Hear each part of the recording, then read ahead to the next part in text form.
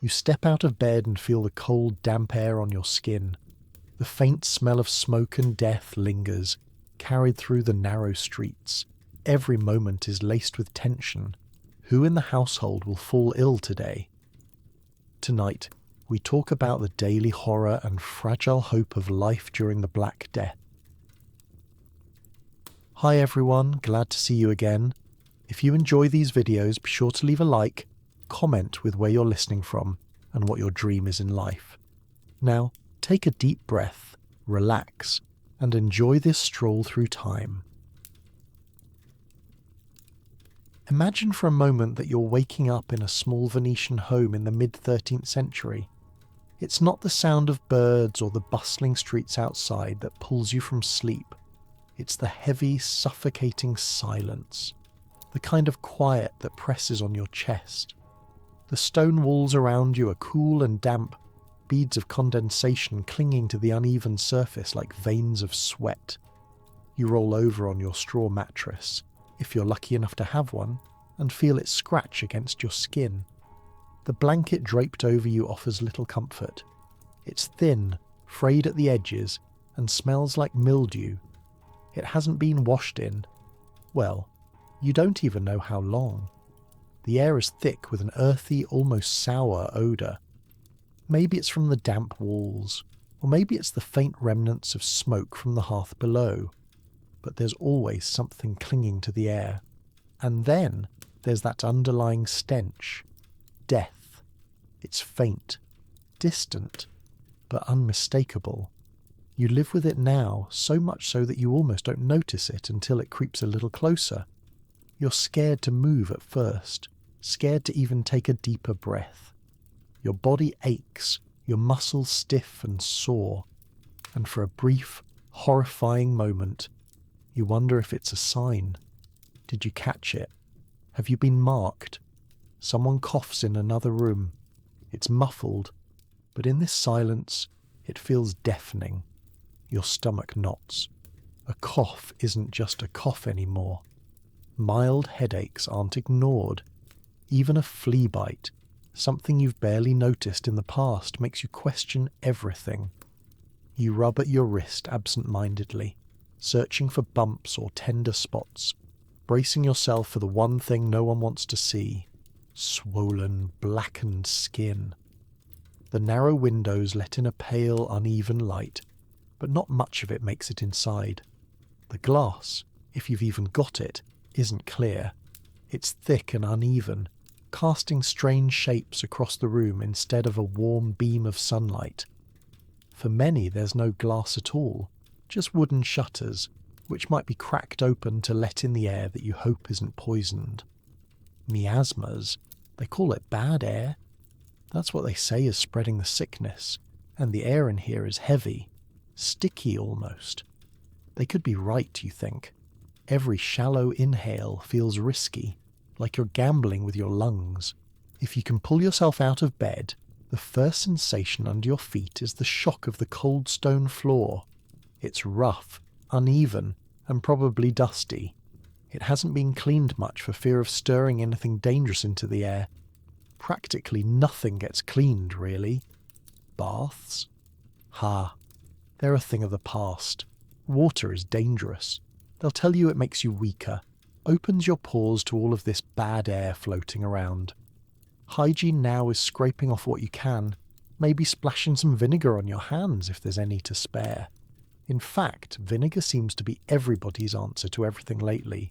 Vinegar on your hands, vinegar splashed on the walls, sweaty handkerchiefs soaked in it and pressed to your nose as if they'll save you.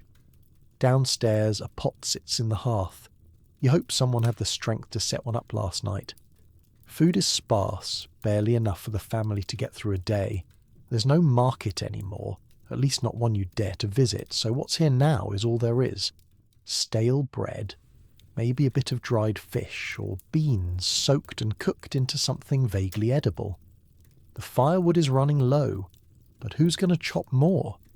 There are no hired hands, no traders coming by to peddle their wares. Every risk is weighed. Do we use this last stick of wood now, or save it for when the nights turn colder? Do we cook all the food, or ration smaller portions and risk weakening ourselves. Even breakfast, which might have once been simple and comforting, now carries a sense of dread.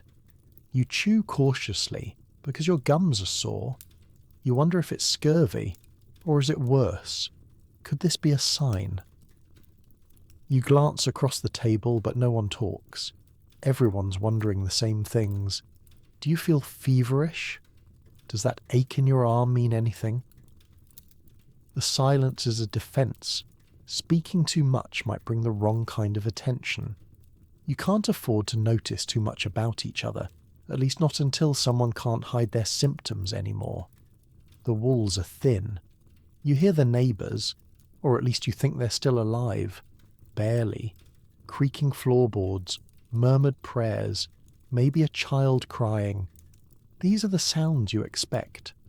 The crying always stops eventually. It's worse when it's quiet. Silence means the house next door might be empty, or full of people who won't wake up today, and you'll smell it before long. The thought of leaving your home has crossed your mind more than once, but the idea that you might step outside into something even worse usually keeps you inside. Outside, the same damp chill clings to everything, accompanied by the persistent, cloying reek of disease. People barely venture out anymore, and those who do move like shadows. They're hunched, covered up, and most importantly avoiding you. Eye contact is rare. Conversations are transaction-like at best. No one lingers anywhere longer than they have to. But staying inside isn't safe either. Invisible death lurks in the air. Or, if the air doesn't kill you, then the fleas, rats, or even close contact with your own family might. There's no way of knowing. You can shut the windows, avoid stepping outside, scrub everything with vinegar until it stings your throat, but it's never enough. People still fall sick. Healthy one day, wheezing in agony the next. You've seen it happen to others, and you wonder if today might be your turn. You've even started keeping a mental checklist. If it starts with chills, then fever, then swelling, you're doomed. And the swelling always starts in the worst places.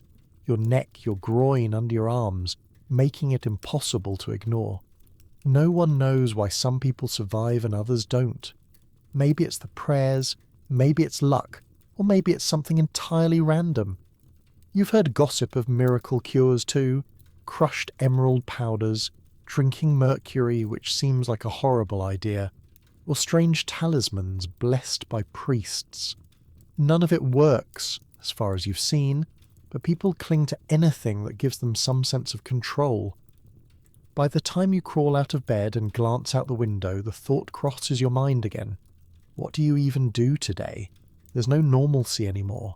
The streets might hold some small amount of trade, but every errand comes with the risk of exposure. The only thing worse than knowingly inhaling this bad air is wondering if you've unknowingly brought it back on your skin, your clothes, or your sparse groceries. Every step outside is a gamble. Every breath carries uncertainty, and yet you might have to go out anyway. Because as terrifying as the risks are, staying put forever just isn't an option. Maybe you'll catch sight of those Venetian doctors and their horrifying masks, a reminder that the street holds its own kind of horrors. Stepping outside feels like a gamble the moment you touch the door. You press your hand against the worn wood, hesitating for a breath longer than usual, scanning for anything odd. A strange warmth in your joints, a stiffness. Every twitch feels like a warning, but there's no staying in forever. And eventually the door creaks open and you're greeted by, well, not much. Silence blankets the narrow streets, broken only by the shuffle of hurried footsteps or a distant eerie wail. The vibrant hum of life that defined Venice, the clink of coins, laughter spilling out from trade posts, the hurried shouts of merchants competing for attention, all of it is gone. What's left? Faint echoes, the low creak of wooden carts and the occasional splash from the canals. The air outside feels heavy, as if it's pressing down on you. The sharp tang of decay cuts through the expected salt of the lagoon. Somewhere close, but not too close, a body is likely rotting where it fell. That smell has become part of the city's identity now, like the spices from foreign ships once were. If you're lucky, the breeze is blowing away from your path today. If not, you brace yourself, maybe even clutch a soaked scrap of vinegar-soaked cloth to your nose like some sort of shield against the onslaught. Some people swear by these makeshift barriers as if they hold real power. Others scurry past with sprigs of herbs clutched to their chest, dried lavender bundles dangling off belts, a fragrant talisman against the invisible killer floating in the air. The streets are emptier than you remember, which doesn't make them feel safer. The lack of sound creates room for your imagination to fill in every dark possibility. Bodies lie abandoned in corners, shrouded in makeshift fabric. Their families either couldn't bear the risk, or there was simply no one left to mourn them. Those charmless wooden plague carts pass by now and then, dragged by workers, a job no one envies. The wheels groan against the cobbled stones, and the tar-covered cloth barely hides the jumbled shapes inside. Faces are rare among the living, yet those few who venture out move like ghosts.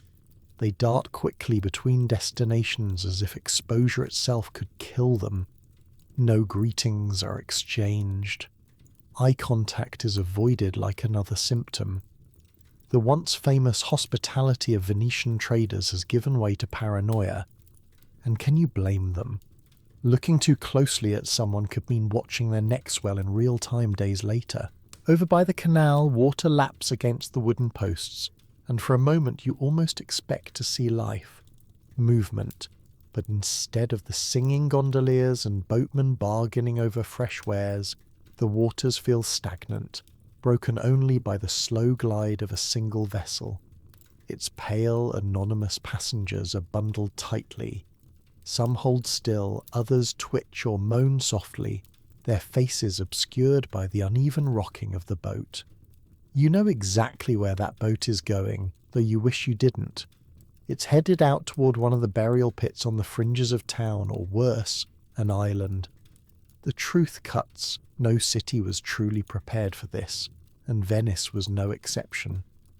Built on commerce and trade, it thrived because ships from far-off places constantly flooded its shores. Ships brought spices, silk, wool, and rats. Rats that carried fleas, fleas that carried death. The bustling population here wasn't a vibrant marketplace for long, it was a distilled disaster. Too many people, too crowded together, with too many chances for the disease to spread.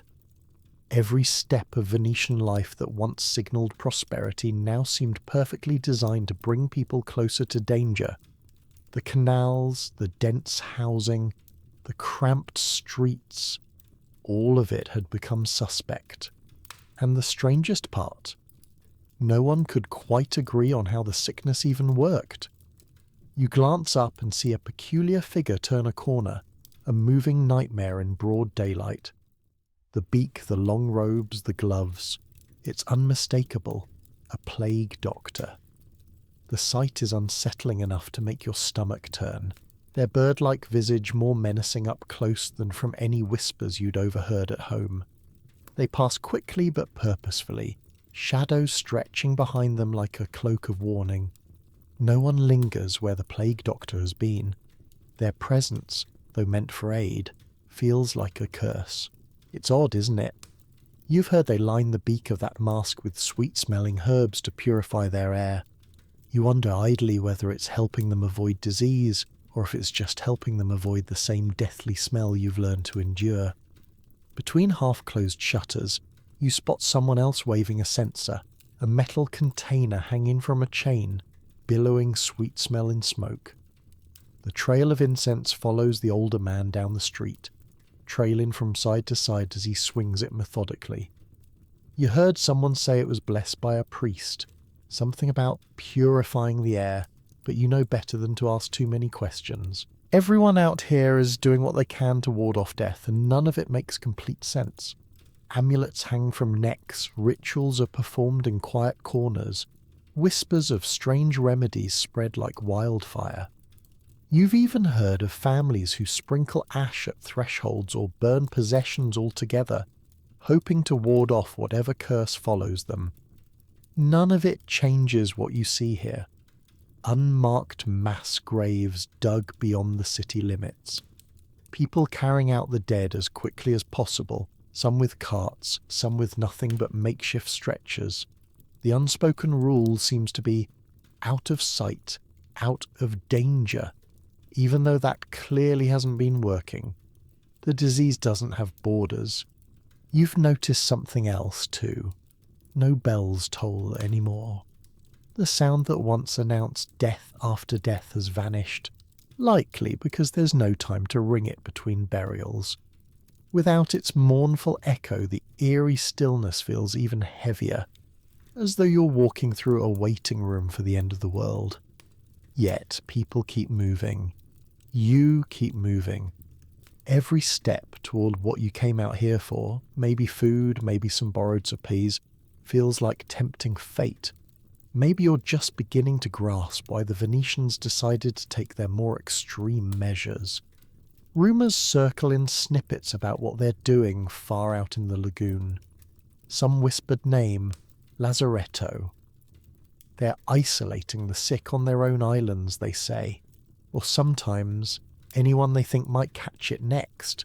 Sounds cruel, but doesn't living like this kind of already feel like a prison? The idea of separation terrifies you, but it's not long before you start wondering if it's the only way to survive. You clutch onto that fleeting thought as another breeze picks up, carrying with it something no one can see, something no one can stop. Imagine the sound of oars slicing through the murky lagoon waters, the boat rocking as you're ferried away from everything you know. Behind you, the silhouette of Venice grows smaller, the city's domes and bell towers fading into grey, as though the very air is swallowing them. Ahead, all that looms is the small and desolate outline of an island. It looks peaceful from a distance. Too peaceful. There's no bustling shore, no boats offloading spices or wares, no signs of life, just isolation. This is your new home, for however long you survive, the Lazzaretto, the first quarantine islands ever created.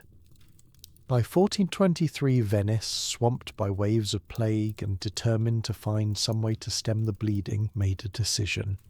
If they couldn't cure the sick, if they couldn't prevent the plague from spreading within its crowded canals and streets, they'd create a better buffer. The plague didn't care for city walls or borders, but water? That, they believed, might offer protection. The authorities transformed these isolated islands just beyond the city into staging grounds for containing both the ill and the potentially infected. The hope was simple, well, at least simple in theory. By keeping the sick away from the healthy, they could break the chain of contagion, or what they thought was contagion, because almost nothing was understood about how the disease actually spread. Getting sent to the Lazzaretto wasn't a slow, bureaucratic process. It happened fast. The moment someone showed any signs of illness, suspicious boils, a fever, weakness, the order might come down. And coming back? That wasn't likely. Ferried away on rickety wooden boats, fathers, daughters, friends and neighbours were torn from their homes. No goodbyes, no explanations, no promises of safety. The decision to send someone wasn't about fairness or certainty. It was about survival for the city as a whole. And if it ended in mistakes, well, the people in power weren't losing sleep over it. The phrase, better safe than sorry, inched toward terrifying extremes. Now imagine arriving on the Lazzaretto for the first time. There's no warm welcome, no effort to make you feel human. Instead, you're greeted by the sight and smell of misery. The air reeks of unwashed bodies and decay, mixed with the faint saltiness of the lagoon. The designated ward, a cruel term for these spaces, could be anything from crowded barracks to hastily constructed sheds. They were packed with people, all crushed into close quarters, and no amount of vinegar-soaked masks or incense could distract from the constant sounds. Groans of pain, wet coughs punctuating the air, muttered prayers, and sometimes cries for family who weren't there. Forget comfort too. Beds, if you were lucky, you might find straw to lay on. Mostly, though, it was just filthy floors. Water was rationed, food was barely edible, and sanitation was practically non-existent, which, ironically, was likely worsening the very thing they were trying to contain. Rats scurried in and out, gorging themselves on scraps and filth, and their fleas didn't care if you were already sick or just terrified of becoming so. If you thought the city was bad, this was worse. These islands weren't built for healing. They were built to keep you as far away from everyone else as possible. And families? Torn apart doesn't even begin to cover it. Husbands separated from wives, children from parents. One day you might be laughing together, or as close to laughter as you could get during the plague, and the next, one of you was gone. If anything, the isolation gnawed away at people's spirits as much as the sickness tore through their bodies. Being sick was horrible. Being sick and knowing you'd die alone even worse. Letters and messages couldn't reach the Lazzaretto. Visits weren't allowed, not even from the clergy. For many this was exile, and it came with the bitter knowledge that they'd likely never see their loved ones again. The quarantine process wasn't just cruel for the sick, though. It carried an unbearable weight for those left behind, those forced to make impossible decisions. Imagine seeing the early symptoms in someone you care about. That slightly too warm forehead, the bruise that doesn't look quite right. Would you report it? The city's laws said you had to. Failure to cooperate meant severe punishment. For you, for your family. But turning someone in meant condemning them to a lonely, desperate fate. It became the unspeakable choice. Spare yourself and your remaining family, or cling to someone you loved, risking all your lives in the process. Despite its nightmarish setup, the idea of quarantine, this radical attempt to contain a disease, was surprisingly innovative for the time. We're talking about one of the earliest organised public health measures ever attempted in Europe. Before this, there weren't systems, categories, or protocols. No one would have been able to say, let's try separation, on a large scale, let alone fund it. Venice, as a bustling trade hub and one of the plague's earliest victims, had no choice but to adapt. These measures laid the groundwork for modern quarantine practices, though nothing about their methods would feel civilized.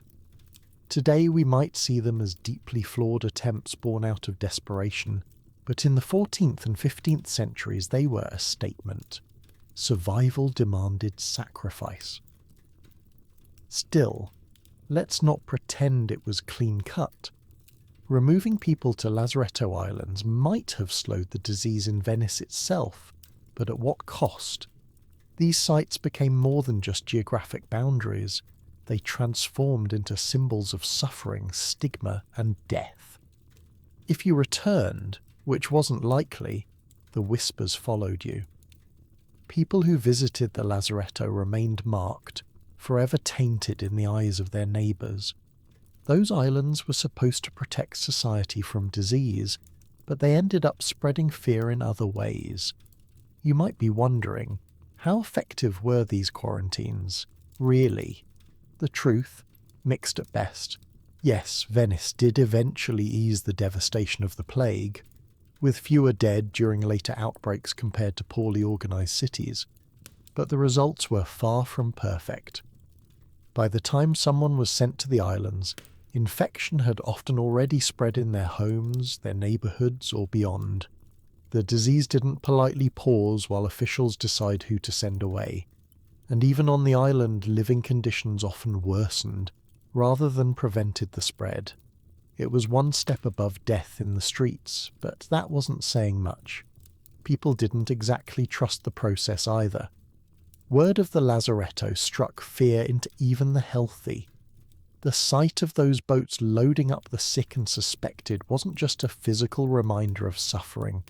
It cemented the idea that no one, not even officials, had real control over the plague.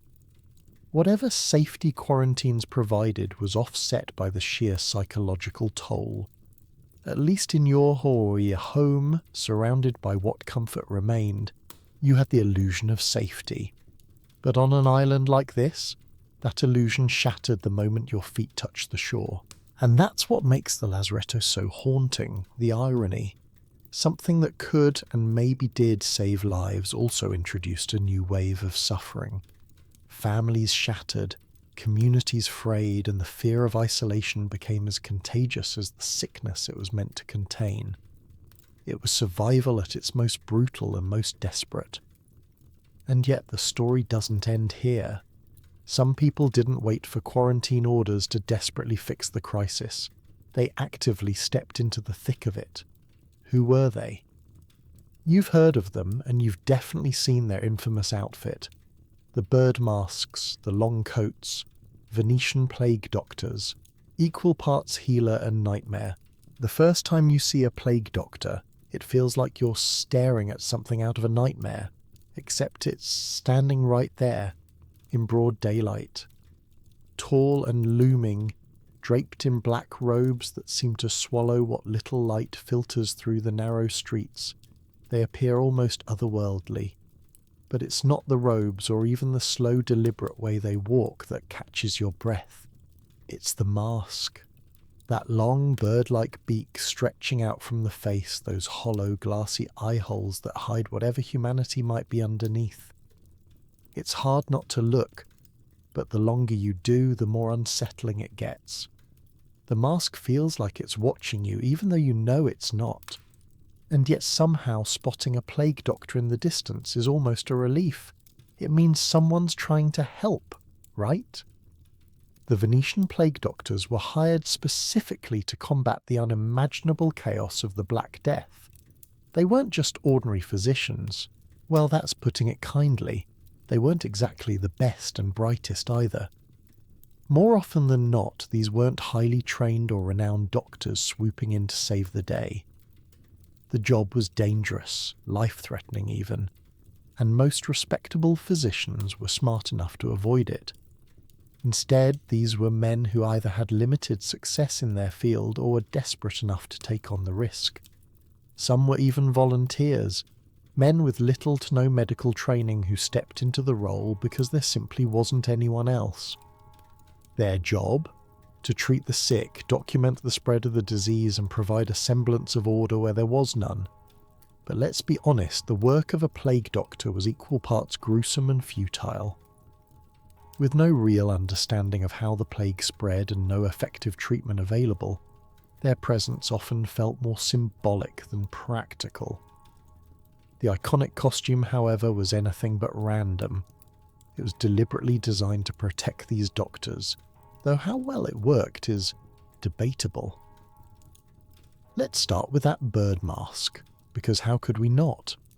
The elongated beak wasn't just a stylistic choice or an attempt to terrify the townsfolk, though it certainly accomplished that. It served a practical purpose. People at the time believed in the theory of miasma, the idea that diseases were spread through bad or corrupt air. To combat this, the beak was stuffed with a variety of aromatic herbs, flowers and spices. Lavender, thyme, camphor, and even dried rose petals were common choices. The idea was simple. If the doctor could only inhale clean, sweet-smelling air, they'd be safe from infection. Of course, this didn't actually work. The plague wasn't floating around in the air in some evil-smelling cloud. It was spread through flea bites and direct contact with infected bodily fluids, something no amount of herbs could stop. Still, the mask became a defining feature of the plague doctor's attire, both a symbol of their attempts to fight the disease and an unintentional amplifier of the fear that gripped the population. To the sick and their families, the sight of that mask was a mixed bag. It meant help might be on the way, but it also meant someone in the house was probably close to death. After all, plague doctors didn't show up to chat about healthy lifestyle choices. They were there for one reason only: to confront the sickness head-on, or at least try. The rest of their outfit was just as deliberate. The long black robes, often made of heavy fabric like waxed canvas or leather, were meant to act as a barrier against contagion. Every inch of skin was covered, from gloves on their hands to boots that reached up under the hem of their coats. The outfit was designed to minimize contact, creating a barrier between the doctor and their patients that, in theory, could prevent the disease from spreading. Some even carried long wooden canes, which served multiple purposes. For one, the cane allowed them to touch or examine the sick without actually making physical contact. But it also doubled as a kind of crowd control instrument, gently, or not so gently, pushing desperate onlookers back when things got chaotic, as they often did. Watching one of these doctors at work was not exactly reassuring. The treatments they offered were a patchwork of superstition, guesswork, and desperation. Leeches were often applied to draw out the bad blood. Infected buboes, the swollen, painful lymph nodes that were a hallmark of the plague, might be lanced and drained.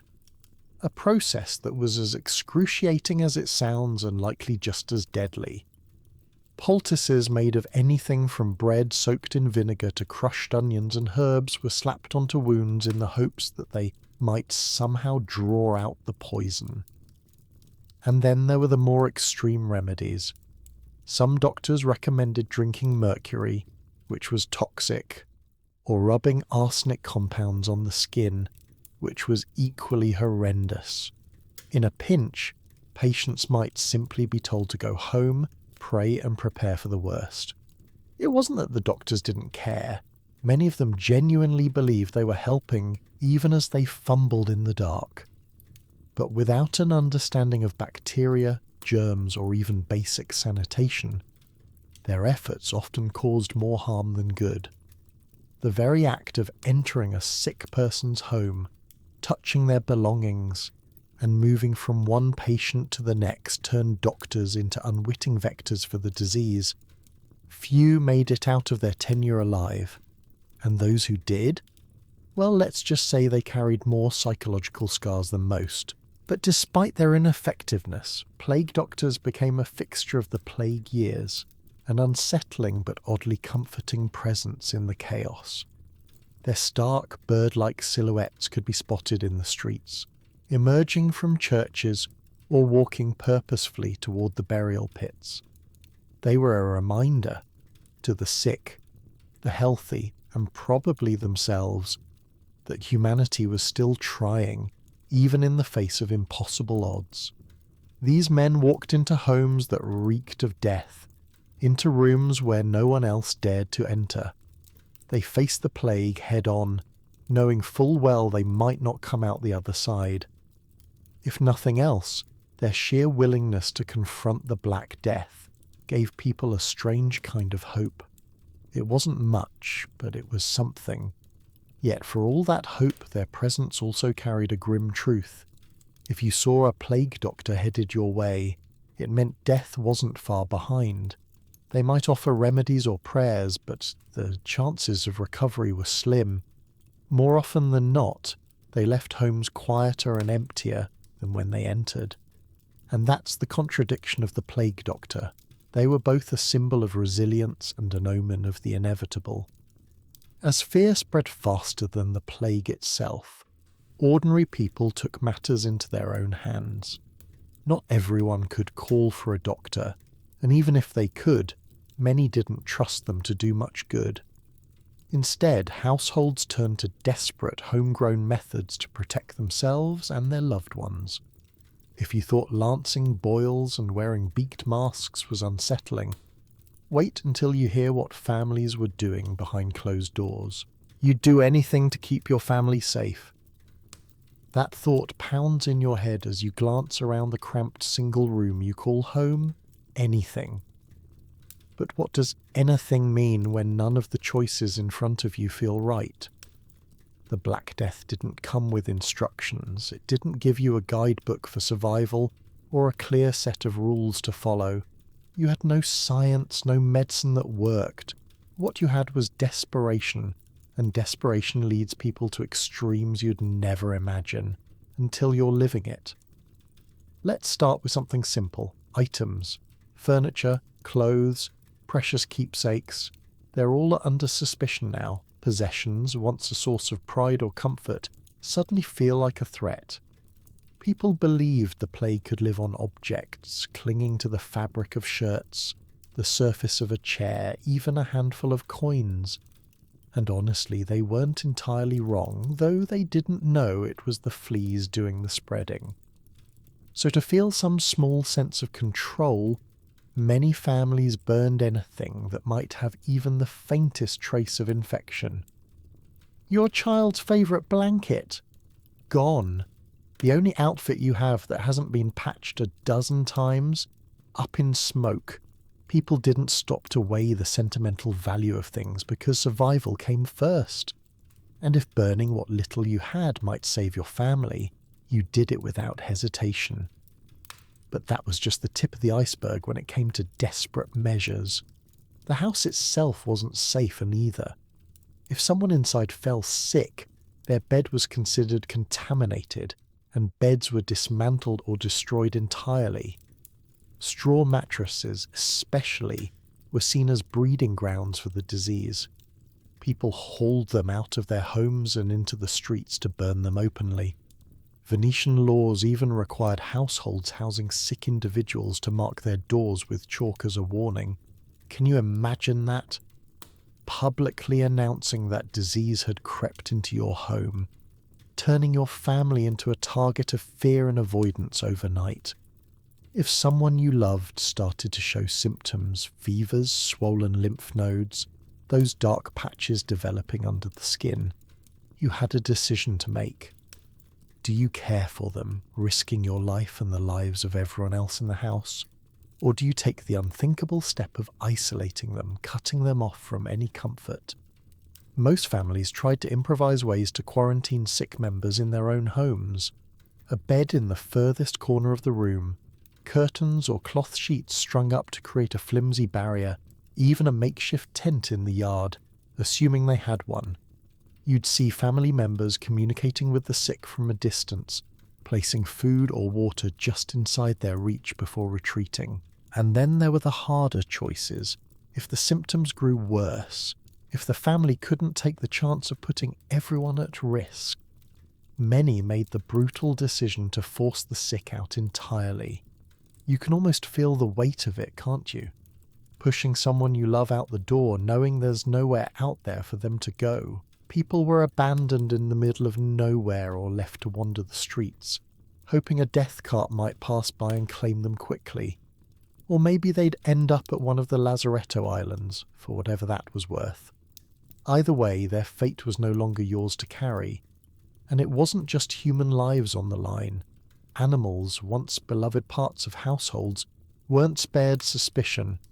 Cats, dogs, livestock, anything living was viewed as a potential threat if it had come near the sick. Some were abandoned to fend for themselves, while others were killed outright. Not because people wanted to hurt them, but because fear trumped affection. City officials in some areas even issued orders for widespread culls of animals, believing they were spreading the disease. Again, a kernel of truth existed here. Rats and fleas played their part, but this wasn't the kind of targeted strategy that actually helped. It was panic disguised as precaution, and the results were just more suffering. Of course, none of these actions could guarantee safety.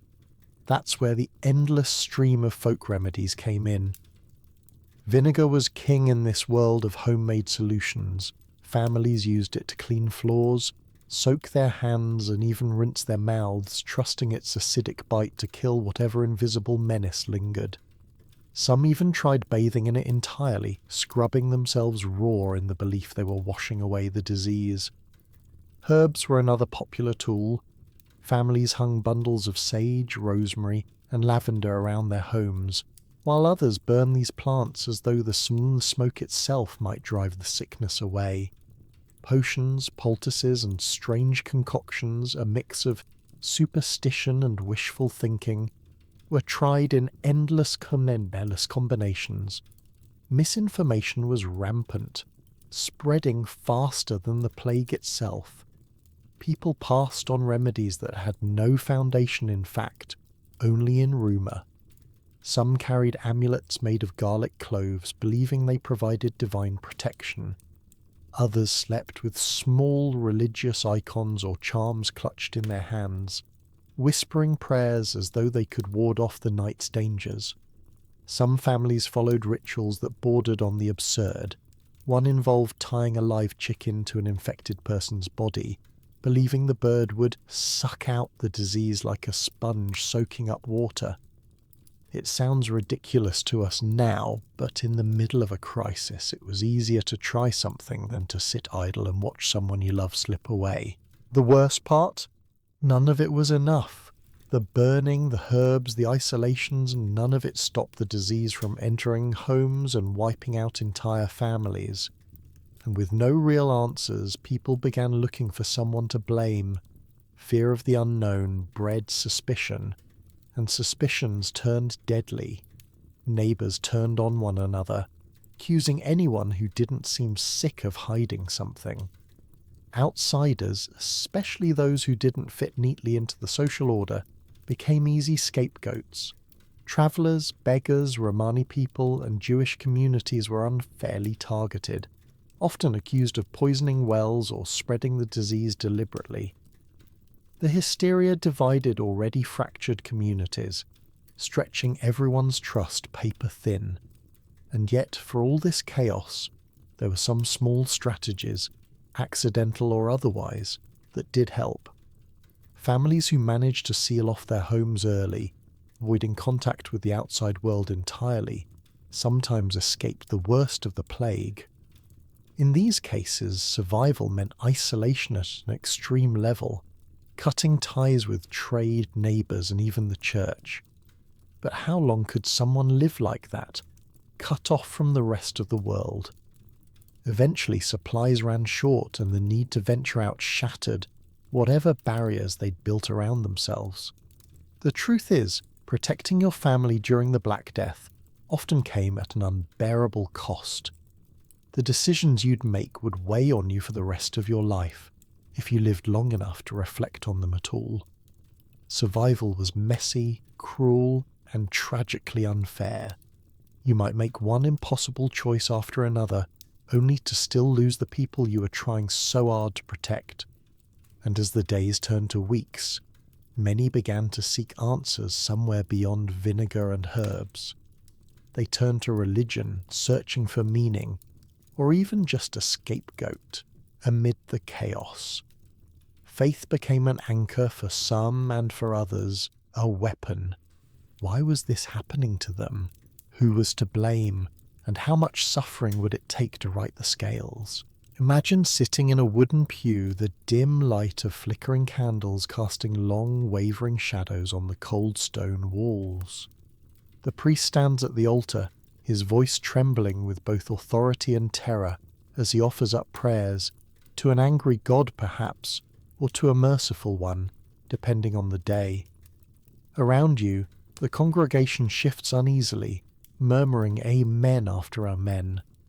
In their faces you see everything: fear, mistrust, guilt. The plague isn't just something killing bodies, it's eating at the very foundation of what holds society together. Was it a test of faith? Was it punishment for sin? Or was it both, tangled into an impossible knot no one knew how to untie? The church, the spiritual pillar of medieval life, was the first place many people turned for answers. The plague itself couldn't be ignored. It was too unstoppable, too cruel to explain away as anything but divine will. After all, What else could make people drop dead in the streets, pit communities against themselves, and wipe out entire families, except the wrath of God? Priests preached that the sickness was either a punishment for humanity's collective sins or a trial designed to test devotion. Neither option offered much in the way of comfort. If it was punishment, then there was never enough penance you could do to undo what had already been set into motion. If it was a test, then, well, what kind of test leaves half the class dead before they even get started? You could almost hear a collective cry, "What did we do to deserve this?" Religious rituals and acts of devotion exploded in response to this. Public processions wound through the streets, filled with people singing hymns or reciting prayers. Men, women, and children staggered under the weight of heavy crosses. Literally, wooden crosses dragged through the dirt as symbolic acts of penance. The rhythm of their prayers blended with muffled sobs and the occasional desperate scream. In those moments, the procession felt less like an act of collective faith and more like a collective panic, an entire community trying to bargain with God before it was too late. In some cases, participants whipped themselves bloody, lashes tearing into their backs, arms and legs as they marched through towns, a grim display of self-inflicted suffering. These flagellants, as they came to be known, believed their pain might somehow transfer the punishment they were enduring back onto themselves, sparing the rest of humanity. It was noble, sure, but also futile. For every back bloodied and bruised, the plague carried on as it always did, merciless and indifferent. But sometimes no amount of self-punishment felt like enough, which sent people searching for someone else to blame. Communities turned their anger outward, lashing out at vulnerable groups who had nothing to do with the plague's spread but bore the brunt of the blame nonetheless. Jewish communities in particular were frequent scapegoats. Whispers turned quickly to accusations. They poisoned the wells. They brought the plague. These lies spread like wildfire, stoked by fear and a desperate need to find meaning in something meaningless. The results were horrific. Entire Jewish neighborhoods were destroyed, and thousands of innocent people were tortured or killed under the flimsiest of pretexts. Imagine surviving one catastrophe, only to die in another, one carried out not by nature but by your own neighbours. Fear, unlike the disease, had no boundaries. And what of the church itself? The institution that was supposed to provide moral clarity and stability. It wasn't holding up too well under the weight of the plague. Priests, monks, and nuns weren't immune to the disease, and as the sickness spread, the loss of clergy became a crisis in its own right. Monasteries, once the cherished sanctuaries of order and learning, became hotbeds of infection. Entire abbeys fell silent, their halls echoing with nothing but the memory of a once thriving community. Priests, in many cases, faced an unimaginable choice: stay and minister to their parishioners, even if that meant risking death, or abandon their posts entirely to try and save their own lives. Some fled, others stayed and died, and some lived but left a little of their humanity behind in the process, prioritizing personal safety over their vows. It was a fracture in the church's image that couldn't be easily repaired, one that made people question the very foundations of their faith. For all its struggles, though, the church didn't disappear. In fact, many of its rituals became more fervent, more desperate, but also more essential to daily life. There was confession, for one. Mortality was so immediate and overwhelming that people flocked to confess their sins, convinced that one misstep left unresolved could condemn them in both this life and the next. Last rites, the sacrament performed for those close to death, became a grimly common ritual. Priests moved from house to house, blessing the dying with trembling hands, muttering prayers with the quick cadence of someone who knows they're running out of time. But here's the catch. If they were running out of priests in densely populated areas, who was going to deliver your last rites? What if you died too far out to even get one? For medieval Christians, this wasn't just tragic, it was terrifying. Dying without last rites meant your soul might be trapped, wandering aimlessly instead of ascending. To live in fear of the plague was one thing, to die in fear of eternal damnation was another entirely. It's easy to think of these moments of faith as comforting, and for some, they were. Believing that suffering had a greater purpose was one way to cling to meaning in an otherwise senseless catastrophe. Clergy who stayed behind and cared for the dying became symbols of hope. And yet, faith had another side too, a darker, dividing edge that cut through communities. Some suspected their neighbours of being less devout, thinking that lax behaviour or insufficient penitence might invite divine punishment upon the entire town. Imagine eyeing the house next door, convinced their failures in prayer might be the very reason your family was suffering. That suspicion turned faith into its own kind of weapon, creating fractures even inside communities that once stood together. And then came the strange contradictions. Faithful people prayed to an all-powerful God, but they carried garlic and herbs in their pockets all the same. Flagellants believed their physical pain could spare them, yet they still covered their mouths with soaked cloth or fled the cities when things got too dangerous. Families celebrated feast days in the calendar of saints, yet barricaded their doors against the very community they had once worshipped alongside. Religion brought order, but it also sowed chaos when paired with fear. By the time the plague passed, leaving behind empty villages and shattered lives, religion hadn't disappeared, but it had changed. The Black Death created an existential wound so deep that no amount of hymns could entirely cover it. Faith held some communities together, but it also highlighted painful divisions. It pushed people to both greater acts of love and unthinkable acts of violence. And yet somehow, out of the ashes of catastrophe came the seeds of change. A world built to endure a deadly plague began shifting in ways no one could have predicted. As churches rebuilt and communities began to heal, something else started stirring, something transformative. The Black Death hadn't just broken the old ways, it had cleared the ground for something new. And that, oddly enough, would shape the future more than the plague itself ever could. The plague didn't just end one day with a sigh of relief and a return to normal life. The world left behind was unrecognisable to anyone still living in it. Entire villages sat empty, nothing but hollow shells where hundreds had once lived, loved, and worked.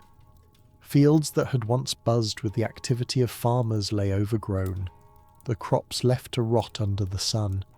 Towns were quieter, emptier, with faces that didn't light up the way they used to. Survivors stared at each other across stretches of desolate land or narrow streets, not sure whether to feel relief or guilt for still being alive when so many others weren't. The numbers alone are staggering. Somewhere between 30% to 50% of Europe's population was gone. In some areas it was even worse, with up to 3/4 of people wiped out entirely. Think about that for a second. Every job, every service, every small intricate piece of daily life relied on that population. Blacksmiths, bakers, shoemakers, farmers, millers, all gone or struggling to keep going. Suddenly the gears of the old system, feudalism where society was built on a rigid pyramid of lords and peasants, fell apart because the people who had powered it were now in short supply. This wasn't just an economic hiccup, it was a seismic shift. You need to remember, before the plague, society wasn't really built for flexibility. Wealth stayed at the top, and the poor were locked into generational cycles of labour and obedience. A peasant's role was fixed. Work the land, pay your dues, and ask no questions. But when half the workforce vanished practically overnight, that equation stopped working. The fields didn't plough themselves, and lords soon realised you can't demand the same labour from 10 peasants when 5 of them are gone. Suddenly, the peasants who remained, those who had barely been noticed before, had leverage that their ancestors could only dream of. For the first time, labour became a seller's market. There were fewer people to till the soil, mend the fences, or manage the harvests, which made their work infinitely more valuable. Serfs, peasants legally tied to the land they worked, saw opportunities to negotiate better wages or conditions. Some even took the chance to leave altogether, abandoning their lords in search of better terms elsewhere. A man or woman who would have been a nameless cog in the machine before now found themselves in a rare position of power, able to say, if not here, then somewhere else. Lords and landowners who refused to budge on wages or working conditions often found their fields going barren, forcing them to cave, or face financial ruin. The ripple effects didn't stop at individual families or estates. Entire communities started shifting their gears. Villages that had been tightly woven into the agricultural economy began to adapt or reinvent themselves. In some regions, land once used for growing crops was converted into pasture for sheep, thanks to the rising demand for wool. This wasn't just about feeding people anymore. It was about commerce, about filling the gaps left by all that labour and seizing whatever opportunities remained. The landscape itself began to change as wide open fields became grazing land, and the methods of farming slowly evolved to rely less on muscle and more on efficiency. Urban areas saw shifts too, but of a different kind. Cities that had been decimated had no choice but to pivot. The labour shortage gave rise to more specialised trades, and businesses dealing in things like weaving, brewing, or metalwork began to expand. The merchant class, the middle layer between peasants and aristocrats, started to cement its position as something new and powerful. Trade links, especially for luxury goods, began to hum again as Europe climbed out from under the weight of its losses. Ironically, all the death and horror created windows for growth, for reinvention, for breaking out of the rigid systems that had defined life for so long. Even the economy itself shifted. Some historians call it the beginning of a pre-modern economy because of how radically things changed. The influx of demand for labour and goods pushed wages up for those who survived. With fewer mouths to feed, the price of food dropped. For many peasants, life actually improved materially after the initial shockwaves of the plague. That's not to say life was suddenly easy. They were still labourers at the mercy of external forces. But compared to the grinding poverty of pre-plague life, surviving workers found themselves with more bargaining power and sometimes more wealth than their parents had ever known. One of the most significant long-term shifts was the erosion of serfdom, the backbone of the feudal system. With serfs abandoning their masters for better opportunities and whole estates collapsing under labour pressures, the rigidity of the old feudal order started to crack. Over time, this created more mobility for the common people. Instead of being locked into an inherited role, individuals began to move across regions, trying their hand at different trades. It was slow, nothing in medieval society changed quickly, but the seeds of these shifts would eventually contribute to the broader social transformations of the Renaissance and later revolutions in Europe. But it wasn't just economics and labour that changed. The plague left deep psychological scars on the people who lived through it, scars that shaped how communities viewed life, death, and everything in between. Art, for one, transformed in its wake. Painting, sculpture, and literature began carrying darker, more sombre tones, reflecting the weight of a society that had stared death squarely in the face. You've probably seen the Dance of Death, those eerie medieval depictions of skeletons marching hand in hand with the living. These weren't just morbid doodles, they symbolized a shared cultural understanding. No matter your status, death spares no one. Whether you were a peasant working the fields or a king sitting on a gilded throne, the plague proved that all were equal in the eyes of mortality. The church too walked away changed, though not entirely for the better. Faith had suffered a huge blow during the crisis. After all, prayers, fasting and confessions had done nothing to stop death from sweeping through cities and towns. Trust in religious institutions weakened, creating room for new ideas to take root, a hint of the early cracks that would eventually lead to movements like the Protestant Reformation. That doesn't mean religion stopped being central to people's lives, but the unquestioned authority of the church was no longer as ironclad as it had been. People had witnessed firsthand the limits of its power. The survivors of the Black Death didn't just rebuild the world, they reinvented it, brick by brick, choice by painful choice. They carried with them the weight of what they'd lost, but also the quiet understanding that the future wasn't obligated to look like the past. Traditions were questioned.